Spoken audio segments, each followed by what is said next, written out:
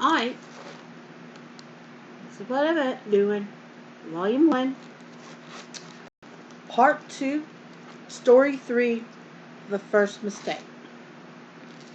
Now, I'm going to have to lay it down so I can read it better. There's no illustration here. Okay. The first mistake. Those first few days that Adam and Eve spent in the Garden of Eden must have been supremely happy ones. They didn't have a care in the world, not a single one. How well they felt, how strong, how radiantly healthy, big words.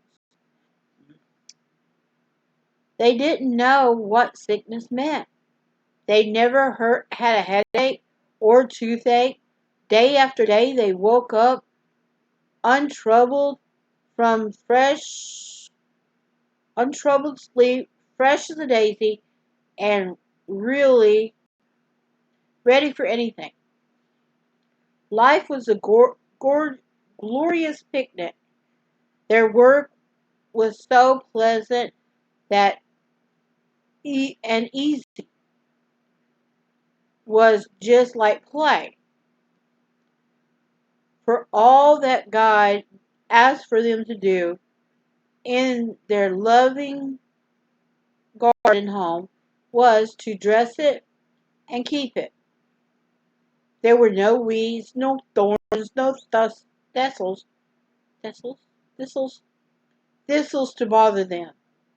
Nor did they have to spend long hours putting up buildings or making clothes.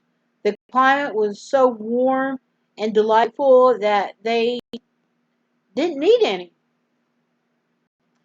In food, the finest fruits, nuts, vegetables were full of life-giving vitamins were all around them. They could have all they wanted just for the picking. So they didn't have to do any cooking or wash up.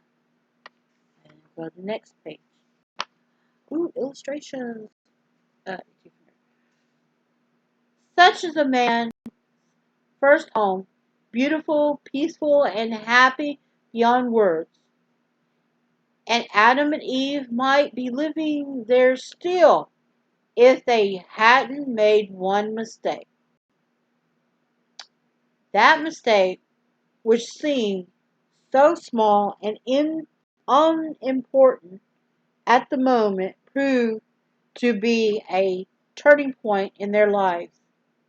Afterward, nothing ever was the same. It happened this way. One day, Eve by walked for went for a walk by herself in the garden. She wanted to take a look at the two wonderful trees in the center of it, with all their beautiful, brightly colored fruit. Why, she wondered, had God given one of them such a particular peculiar name, the tree of knowledge of good and evil. What was good? What was evil? Why must she not eat of the fruit? How could it be possibly do her harm? It seems strange that God, after giving so much, should not give all. Why would he hold back that one tree? But Eve had no thought of disobeying him. Not then. No doubt she told herself that he would explain all about it some day. There was probably some good reason. As she turned away, perhaps to look again at the lovely tree of life, she was startled to hear someone speak to her. Could it be? The only voice she had heard up to now had been the voice of God and the voice of Adam. Now someone else was speaking. Astonishedly, she looked this way and that and saw nobody. Then she noticed that the voice was coming from a serpent. How very remarkable! An animal that could talk. She wanted to see if it could speak again.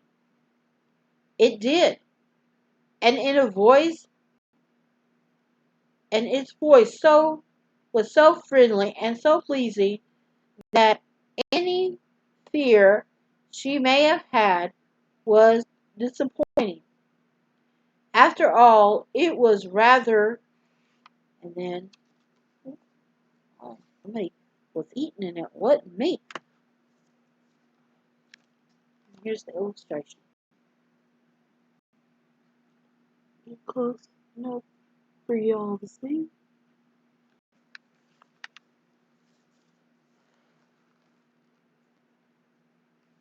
And that definitely is a watercolor.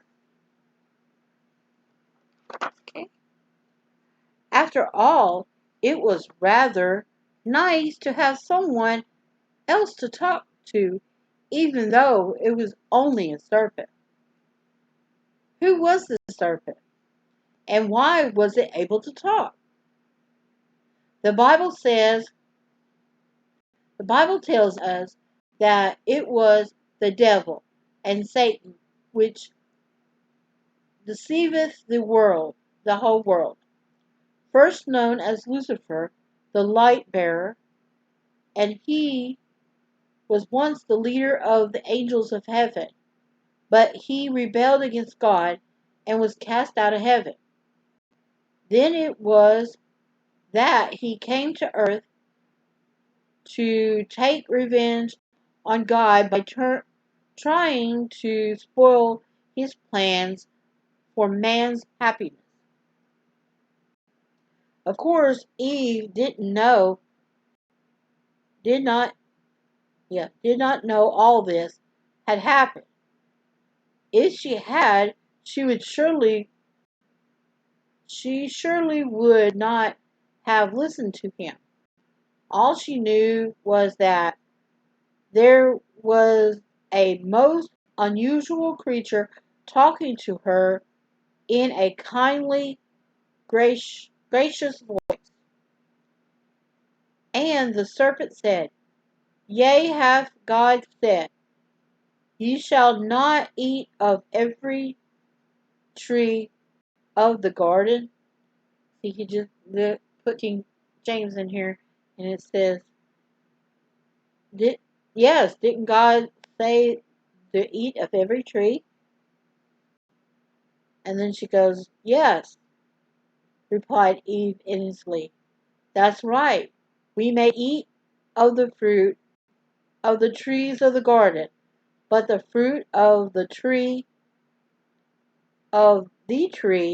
which is in the midst of the garden, God has said, Thou shalt not eat of it, neither shall ye touch it, or lest ye die. Ah, she can't even touch the tree.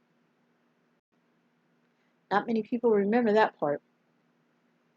Ye shall not die, said the serpent in a joking sort of way, as though nothing of the sort could possibly happen. Strange. Eve must have thought, this creature is actually contradicting God. How dare he? It isn't right. She should have run from the scene and told Adam. She should have run from the scene and told Adam and God what had happened. But she didn't. She stayed and listened. And here she made her first mistake. Oh, what, and oh, what a lot of sorrow came from it. What a price there is to pay for dallying with evil. Dallying with evil. Yeah, that's it. And of course, illustration of Eve.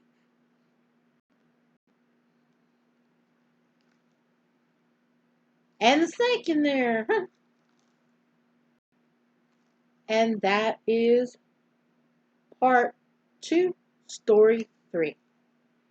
And we'll go to story 4 in a little while.